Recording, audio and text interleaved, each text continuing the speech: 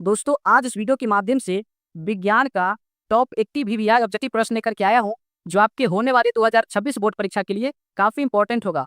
तो दोस्तों मैं उम्मीद करता हूं कि इस वीडियो के माध्यम से हम विज्ञान का 80 वीवीआई ऑब्जेक्टिव प्रश्न को करने वाले हैं, उन्हें आप शुरू से देखिएगा और बनाने का प्रयास कीजिएगा।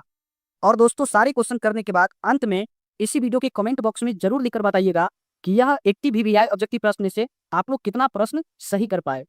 चलिए दोस्तों आज का पहला क्वेश्चन है, मछली के हृदय में कोष्ठों की संख्या है। बताइए कि मछली के हृदय में कोष्ठों की संख्या कितनी होती है। तो मछली के हृदय में कोष्ठों की संख्या 2 होती है, यानी इसका सही जवाब ऑप्शन नंबर ए है। और दोस्तों किसी भी क्वेश्चन का आंसर अगर आप लोग को पहले से पता होगा तो आप हमसे पहले कमेंट बॉक्स में बताते चलिएगा। चलिए अगला सवाल है क्वेश्चन नंबर 2 कि निम्नलिखित में कौन विद्युत का सुचालक है। बताइए कि निम्नलिखित में कौन विद्युत का सुचालक है। तो ऑप्शन ए में सल्फर है, ऑप्शन बी में प्लास्टिक है, ऑप्शन डी में आयोडीन है और ऑप्शन डी में ग्रेफाइट है। तो बताइए कि इनमें से विद्युत का सुचालक कौन सा है। तो विद्युत का सुचालक ग्रेफाइट है। आप लोग याद रखिएगा कि ग्रेफाइट जो है वह अधातु है और यह अधातु होते हुए भी विद्युत का सुचालक होता है। तो इसका सही जवाब ऑप्शन नंबर डी है। चलिए अगला सवाल है क्वेश्चन नंबर 3 कि विद्युत बल्ब का तंतु किस धातु का बना होता है। बताइए कि विद्युत बल्ब का तंतु किस धातु का बना होता है। तो विद्युत बल्ब का तंतु टंगस्टन का बना होता है, यानी इसका सही जवाब ऑप्शन नंबर बी है। चलिए अगला सवाल है क्वेश्चन नंबर 4 कि पौधों में वाष्पोत्सर्जन किस भाग में होता है। बताइए कि पौधों में वाष्पोत्सर्जन किस भाग में होता है। तो पत्ता में होता है। आप लोग याद रखिएगा कि पौधों में वाष्पोत्सर्जन पत्ता में होता है। चलिए अगला सवाल है क्वेश्चन नंबर 5 कि मानव हृदय में पाए जाते हैं। बताइए दोस्तों काफी इंपॉर्टेंट प्रश्न है कि मानव हृदय में पाए जाते हैं। तो मानव हृदय में कितने वैष्म पाए जाते हैं। ऑप्शन ए में 3 वैष्म, ऑप्शन बी है 2 वैष्म, ऑप्शन सी 4 वैष्म या ऑप्शन डी 5 वैष्म। तो मानव हृदय में 4 वैष्म पाए जाते हैं, यानी इसका सही जवाब ऑप्शन नंबर सी है। चलिए अगला सवाल है क्वेश्चन नंबर 6 कि ओजोन परत पाई जाती है। बताइए कि ओजोन परत कहाँ पाई जाती है। तो ओजोन परत स्ट्रेटोस्फीयर में पाई जाती है, यानी इसका सही जवाब ऑप्शन नंबर ए है। चलिए अगला सवाल है क्वेश्चन नंबर 7 कि विभवांतर का एसआई मात्रक क्या होता है। बताइए कि विभवांतर का एसआई मात्रक क्या होता है। तो विभवांतर का एसआई मात्रक वोल्ट होता है, यानी इसका सही जवाब ऑप्शन नंबर डी है। चलिए अगला सवाल है क्वेश्चन नंबर 8 कि आमीटर को विद्युत परिपथ में कैसे जोड़ा जाता है। बताइए साथियों कि आमीटर को विद्युत परिपथ में कैसे जोड़ा जाता है। तो आमीटर को श्रेणी क्रम में जोड़ा जाता है, यानी इसका सही जवाब ऑप्शन नंबर ए है। चलिए अगला सवाल है क्वेश्चन नंबर 9 कि विद्युत धारा उत्पन्न करने की युक्ति है। बताइए कि विद्युत धारा उत्पन्न करने की युक्ति को क्या कहते हैं। तो जनित्र कहते हैं, यानी इसका सही जवाब ऑप्शन नंबर ए है। चलिए अगला सवाल है क्वेश्चन नंबर 10 कि प्लास्टर ऑफ पेरिस का रासायनिक सूत्र है। बताइए कि प्लास्टर ऑफ पेरिस का रासायनिक सूत्र क्या होता है। तो प्लास्टर ऑफ पेरिस का रासायनिक सूत्र यानी पीओपी का रासायनिक सूत्र जो होता है वह CaSO4 इंटू हाफ H2O होता है, यानी इसका सही जवाब ऑप्शन नंबर बी है। चलिए अगला सवाल है क्वेश्चन नंबर 11 कि किसी भी उदासीन विलयन का पीएच होता है। बताइए कि उदासीन विलयन का पीएच कितना होता है। तो उदासीन विलयन का पीएच 7 होता है। आप लोग याद रखिएगा काफी इंपॉर्टेंट प्रश्न है कि किसी भी उदासीन विलयन का पीएच कितना होता है। तो 7 होता है। और दोस्तों आप लोग हमें कमेंट बॉक्स में लिखकर बताइए कि अम्लीय का पीएच कितना होता है। बताइए आप लोग कि अम्लीय विलयन का पीएच कितना होता है, आप लोग कमेंट में हमको बताइए। और क्षारीय का पीएच मान कितना होता है, आप लोग कमेंट बॉक्स में इन दोनों क्वेश्चन का आंसर आप लोग लिखिए कि अम्लीय विलयन का पीएच मान कितना होता है और क्षारीय विलयन का पीएच मान कितना होता है। चलिए अगला सवाल है क्वेश्चन नंबर 12 कि बेकिंग पाउडर का अणुसूत्र क्या है। बताइए कि बेकिंग पाउडर का अणुसूत्र क्या होता है। तो बेकिंग पाउडर का अणुसूत्र NaHCO3 होता है, यानी इसका सही जवाब ऑप्शन नंबर सी है। चलिए दोस्तों अगला सवाल है क्वेश्चन नंबर 13 कि निम्नलिखित में से कौन सा मान क्षारक विलयन का मान देता है। बताइए कि निम्नलिखित में से कौन सा मान क्षारक विलयन का मान देता है। तो आप लोग याद रखिएगा कि क्षारक विलयन का पीएच मान जो होता है वह 7 से ज्यादा होता है। क्षारक विलयन का जो पीएच मान होता है वह 7 से ज्यादा होता है। तो आप लोग बताइए कि 7 से ज्यादा कौन सा ऑप्शन है।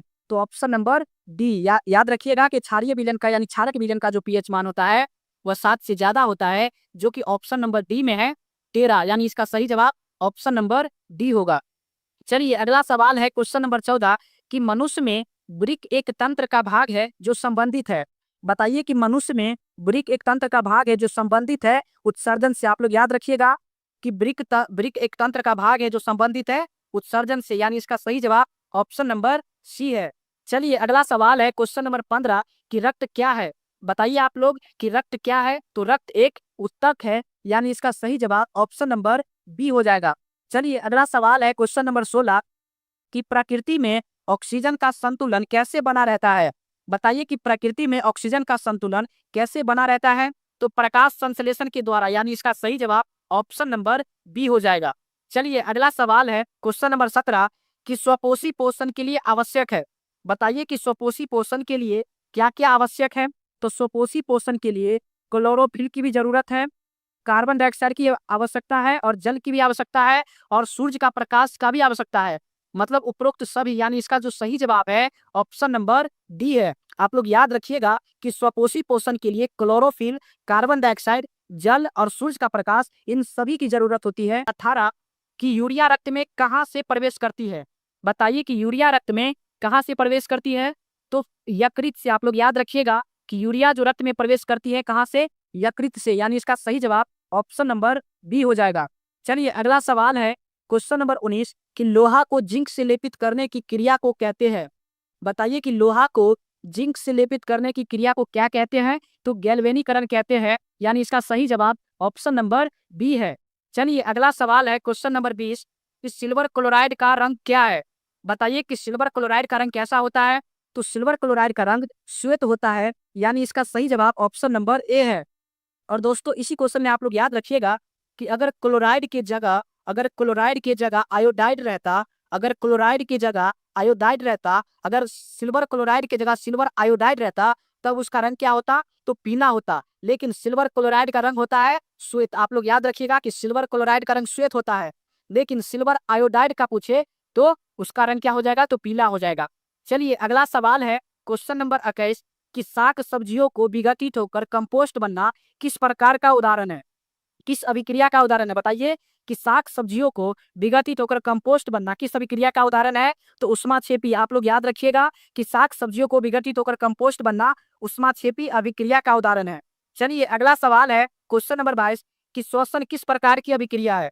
बताइए कि श्वसन किस प्रकार की अभिक्रिया है।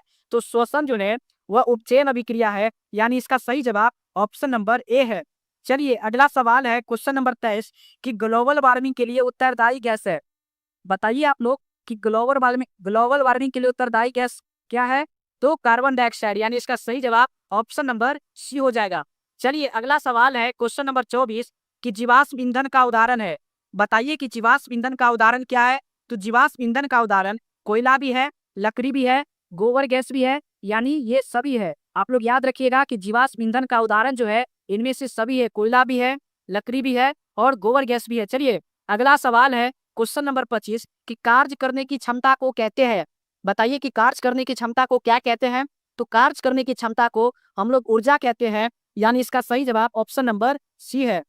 और दोस्तों आप लोग जल्दी से बताइए कि ऊर्जा का एसआई मात्रक क्या होता है। ऊर्जा का एसआई मात्रक क्या होता है, आप लोग हमें कमेंट बॉक्स में लिखकर बताइए कि ऊर्जा का एसआई मात्रक क्या होता है। आप लोग हमें कमेंट बॉक्स में लिखकर बताइए। चलिए अगला सवाल है क्वेश्चन नंबर 26 कि गोबर गैस एक प्रकार की है। गोबर गैस एक प्रकार की है बायोगैस। आप लोग याद रखिएगा कि गोबर गैस एक प्रकार की क्या है, बायोगैस है। चलिए अगला सवाल है क्वेश्चन नंबर 27 कि प्रकाश संश्लेषण द्वारा किसकी प्राप्ति होती है। बताइए कि प्रकाश संश्लेषण द्वारा किसकी प्राप्ति होती है। तो ग्लूकोज की प्राप्ति होती है, यानी इसका सही जवाब ऑप्शन नंबर सी है। चलिए अगला सवाल है क्वेश्चन नंबर 28 कि दही के जमने में निम्नलिखित में से कौन सी क्रिया होती है। बताइए कि दही के जमने में कौन सी क्रिया होती है। तो किण्वन की क्रिया होती है, यानी इसका सही जवाब ऑप्शन नंबर सी है।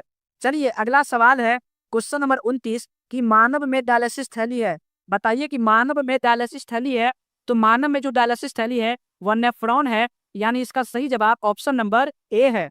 चलिए अगला सवाल है क्वेश्चन नंबर 30 कि मत्स्य का मुख्य श्वसन अंग है।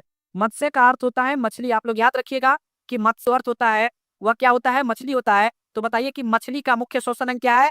तो मछली का मुख्य श्वसन अंग गिल्स है, यानी इसका सही जवाब ऑप्शन नंबर सी है। आप लोग बताइए कि किसका श्वसन अंग फेफड़ा है। आप लोग बताइए कि किसका श्वसन अंग फेफड़ा है। तो आप लोग याद रखिएगा कि मनुष्य का जो श्वसन अंग है वह क्या है। तो फेफड़ा है। चलिए अगला सवाल है क्वेश्चन नंबर 31 कि क्लोरोफिल वर्णक का रंग है।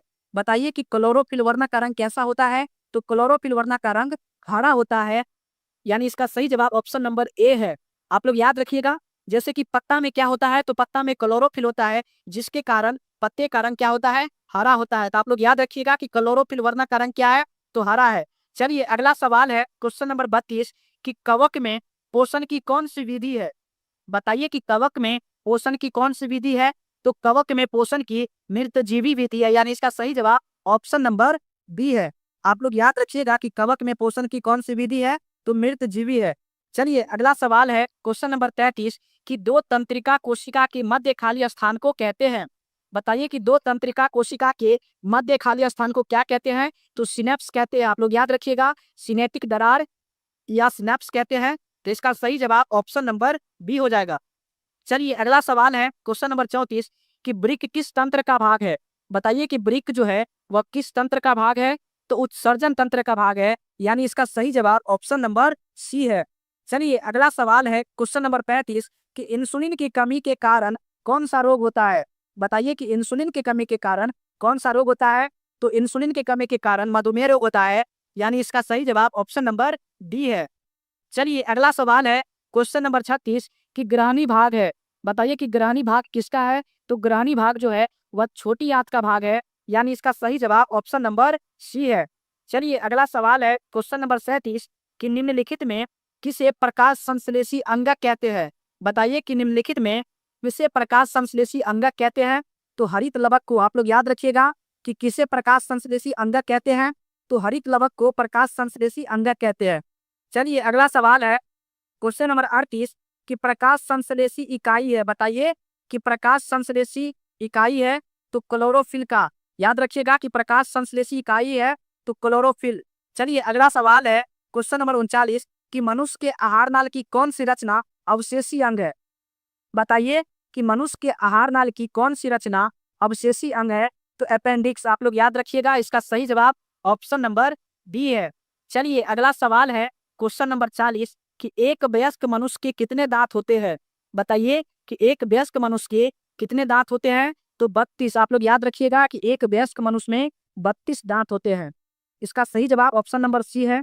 तो दोस्तों इस वीडियो के माध्यम से अभी तक हम लोग 40 प्रश्न को कर लिए हैं। तो आप लोग हमें कमेंट बॉक्स में बताइए कि यह 40 ऑब्जेक्टिव प्रश्न में से आप लोग कितना प्रश्न खुद से सही कर पाए, यानी खुद से कितना प्रश्न सही कर पाए। 40 प्रश्न में से आप लोग कितना प्रश्न सही कर पाए, आप लोग हमें कमेंट बॉक्स में जरूर लिखिए। और दोस्तों अगर वीडियो को अभी तक आप लोग लाइक नहीं किए हैं तो एक लाइक कर दीजिए। चलिए अगला सवाल है क्वेश्चन नंबर 41 कि प्रकाश की किरण गमन करती है। बताइए कि प्रकाश की किरण गमन करती है तो प्रकाश की किरण हमेशा सीधी रेखा में गमन करती है, यानी इसका सही जवाब ऑप्शन नंबर ए है। चलिए अगला सवाल है क्वेश्चन नंबर 42 कि लेंस की क्षमता का ऐसा मात्रक होता है। बताइए कि लेंस की क्षमता का ऐसा मात्रक क्या है? तो लेंस की क्षमता का ऐसा मात्रक डायोप्टर है, यानी इसका सही जवाब ऑप्शन नंबर ए है। चलिए अगला सवाल है क्वेश्चन नंबर 43 कि प्रकाश के किरणों के समूह को कहते हैं। बताइए कि प्रकाश के किरण के समूह को क्या कहते हैं? तो प्रकाश के किरण के समूह को हम लोग किरण पुंज कहते हैं, यानी इसका सही जवाब ऑप्शन नंबर बी है। चलिए अगला सवाल है क्वेश्चन नंबर 44 कि आवेश का एसआई मात्रक क्या होता है? बताइए कि आवेश का एसआई मात्रक क्या है? तो आवेश का एसआई मात्रक कूलम्ब होता है, यानी इसका सही जवाब ऑप्शन नंबर डी है। चलिए अगला सवाल है क्वेश्चन नंबर 45 कि जब किसी चालक तार से विद्युत धारा प्रवाहित होती है तो गतिशील कण होते हैं। बताइए कि जब किसी चालक तार से विद्युत धारा प्रवाहित होती है तो उसमें गतिशील कण क्या होते हैं? तो गतिशील कण इलेक्ट्रॉन होते हैं, यानी इसका सही जवाब ऑप्शन नंबर डी हो जाएगा। आप लोग याद रखिएगा कि जब किसी चालक तार से विद्युत धारा प्रवाहित होती है तो गतिशील कण इलेक्ट्रॉन होते हैं। चलिए अगला सवाल है क्वेश्चन नंबर 46 कि बैटरी से किस प्रकार की धारा प्राप्त होती है? बताइए कि बैटरी से किस प्रकार की धारा प्राप्त होती है। अगर आप लोग को पता है तो हमसे पहले आप लोग कमेंट में लिखिए जल्दी कि बैटरी से किस प्रकार की धारा प्राप्त होती है। जल्दी जल्दी बताइए कि बैटरी से किस प्रकार की धारा प्राप्ति होती है। तो बैटरी से डीसी यानी याद रखिएगा कि बैटरी से किस प्रकार की धारा प्राप्त होती है? तो डिस्ट धारा यानी डीसी, यानी इसका सही जवाब ऑप्शन नंबर बी हो जाएगा। चलिए अगला सवाल है क्वेश्चन नंबर 47 कि सरलतम हाइड्रोकार्बन है। बताइए कि सरलतम हाइड्रोकार्बन है तो मीथेन जो है वो सरलतम हाइड्रोकार्बन है। और याद रखिएगा कि मीथेन का जो सूत्र होता है वो CH4 होता है। तो इसका सही जवाब ऑप्शन नंबर ए है। चलिए अगला सवाल है क्वेश्चन नंबर 48। अगला सवाल है क्वेश्चन नंबर 48 कि कार्बन हाइड्रोजन से संयोग कर बनाता है। बताइए कि कार्बन जो है हाइड्रोजन से संयोग करके क्या बनाता है, तो हाइड्रोकार्बन बनाता है, यानी इसका सही जवाब ऑप्शन नंबर बी है। चलिए अगला सवाल है क्वेश्चन नंबर 49 कि वायुमंडल में CO2 गैस की उपस्थिति है। बताइए कि वायुमंडल में CO2 गैस की उपस्थिति क्या है, तो 0.03%। आप लोग याद रखिएगा कि वायुमंडल में CO2 गैस की उपस्थिति 0.03% है। चलिए अगला सवाल है क्वेश्चन नंबर 50 कि सल्फ्यूरिक अम्ल का अनुसूत्र होता है। बताइए कि सल्फ्यूरिक अम्ल का सूत्र क्या है, तो सल्फ्यूरिक अम्ल का सूत्र H2SO4 होता है, यानी इसका सही जवाब ऑप्शन नंबर बी है।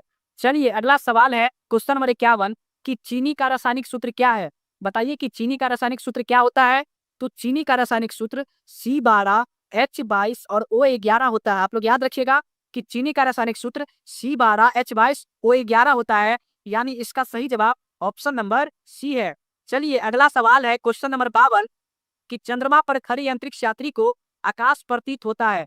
बताइए कि चंद्रमा पर खड़े अंतरिक्ष यात्री को आकाश कैसा प्रतीत होता है, तो काला प्रतीत होता है, यानी इसका सही जवाब ऑप्शन नंबर डी है। चलिए अगला सवाल है क्वेश्चन नंबर 53 कि इंद्रधनुष का बनना किस परिघटना पर आधारित है। बताइए कि इंद्रधनुष का बनना किस परिघटना पर आधारित है, तो इंद्रधनुष का बनना जो है वह प्रकाश का वर्ण विक्षेपण पर आधारित है, यानी इसका सही जवाब ऑप्शन नंबर सी है। चलिए अगला सवाल है क्वेश्चन नंबर 54 कि आवर्त सारणी के उदर्ग स्तंभों को क्या कहा जाता है।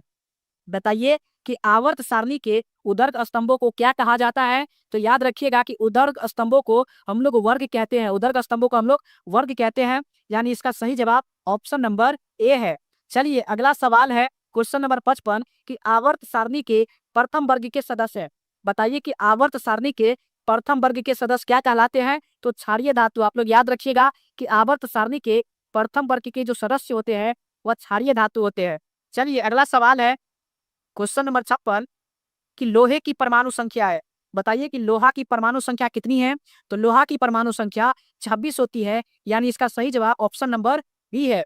चलिए अगला सवाल है क्वेश्चन नंबर 57 कि ओजोन के एक अणु में ऑक्सीजन के कितने परमाणु की संख्या होती है। बताइए कि ऑक्सीजन के एक अणु में ऑक्सीजन के परमाणु की संख्या कितनी है, तो ओजोन का सूत्र होता है O3। तो बताइए कि यहाँ पर ऑक्सीजन का परमाणु कितना है, तो ऑक्सीजन का परमाणु 3 है, यानी इसका सही जवाब ऑप्शन नंबर सी है। चलिए अगला सवाल है क्वेश्चन नंबर 58 कि आवर्त सारणी में कितने आवर्त क्षैतिज पंक्तियां होते हैं, यानी कितने आवर्त जो है वह, आवर्त का मतलब होता है क्षैतिज पंक्तियां। तो बताइए कि आवर्त सारणी में कितने आवर्त होते हैं, तो 7 आवर्त होते हैं। आप लोग याद रखिएगा कि आवर्त जो होते हैं वह 7 होते हैं। ठीक है, इसका सही जवाब ऑप्शन नंबर सी है।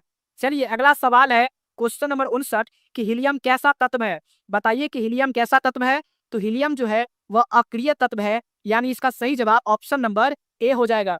चलिए अगला सवाल है क्वेश्चन नंबर 7 कि प्रकाश का वेग न्यूनतम होता है।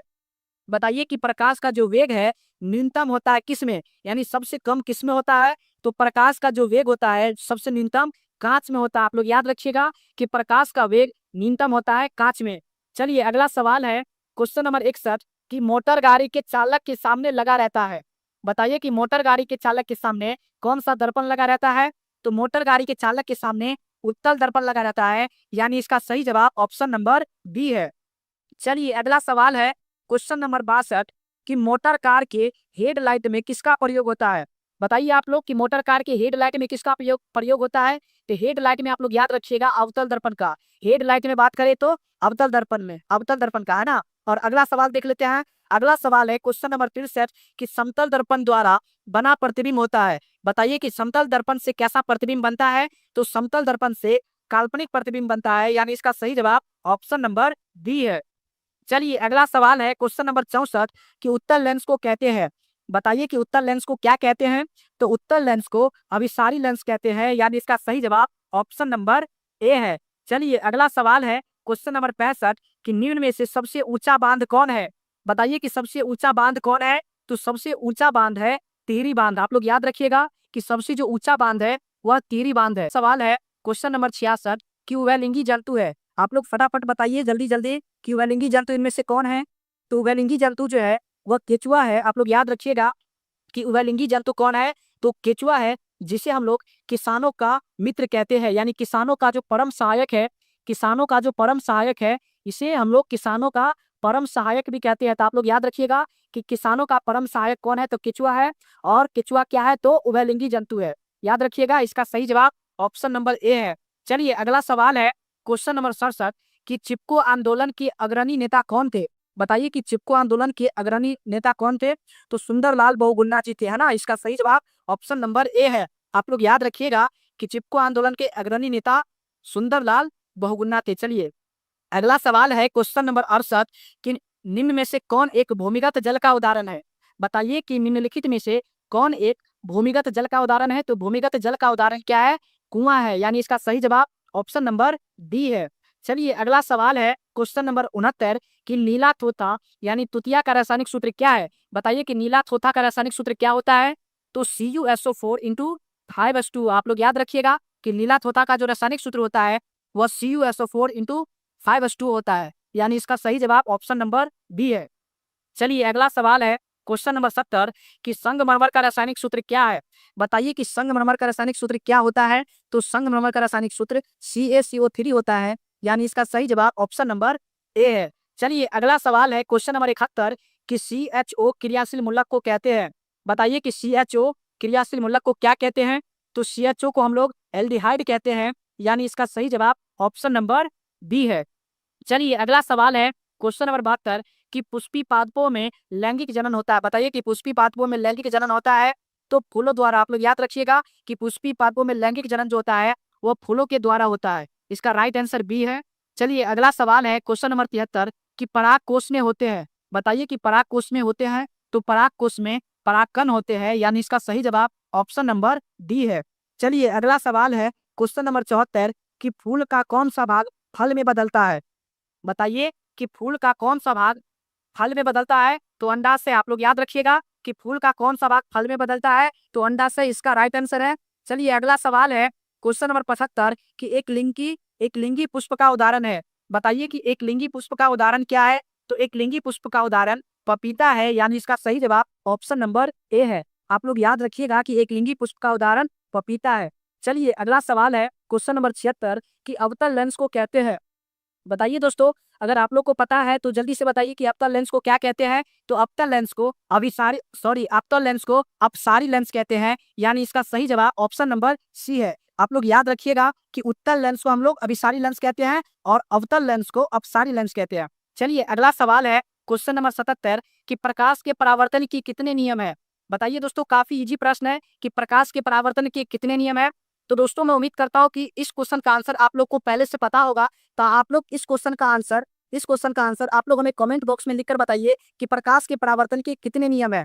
काफी इंपॉर्टेंट प्रश्न है, तो मैं उम्मीद करता हूँ कि इस क्वेश्चन का आंसर आप लोग दे पाएंगे। यह काम मैं आप लोगों के ऊपर छोड़ता हूँ। आप लोग 77 नंबर क्वेश्चन का आप लोग आंसर कमेंट में बताइए। चलिए अगला सवाल है क्वेश्चन नंबर 78 कि रक्षी कोशिकाएं पाई जाती है। बताइए कि रक्षी कोशिकाएं पाई जाती है, तो रक्षी कोशिकाएं पत्तियों में पाई जाती है। यानी इसका सही जवाब ऑप्शन नंबर बी है।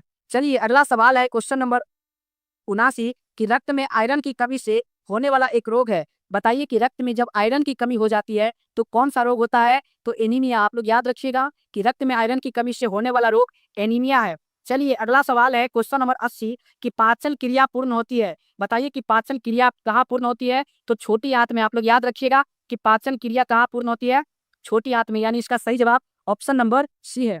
तो दोस्तों इस वीडियो के माध्यम से हम लोग 80 प्रश्न को कर लिए हैं। तो आप लोग हमें कमेंट बॉक्स में लिखकर बताइए कि यह 80 प्रश्न में से आप लोग कितना प्रश्न खुद से सही कर पाए। आप लोग हमें कमेंट बॉक्स में लिखकर बताइए कि यह 80 VVI ऑब्जेक्टिव प्रश्न से आप लोग कितना प्रश्न खुद से सही कर पाए। और दोस्तों अगर वीडियो आपको अच्छा लगा है तो एक लाइक जरूर कीजिए, और इससे आगे आपको किस टॉपिक पर वीडियो चाहिए हमें कमेंट बॉक्स में लिखकर जरूर बताइएगा। मैं आप लोगों के लिए उस टॉपिक पर वीडियो जरूर लेकर के आऊंगा। तो चलिए दोस्तों, मिलते हैं हम लोग नेक्स्ट वीडियो में। तब तक के लिए थैंक यू। जय हिंद, जय भारत।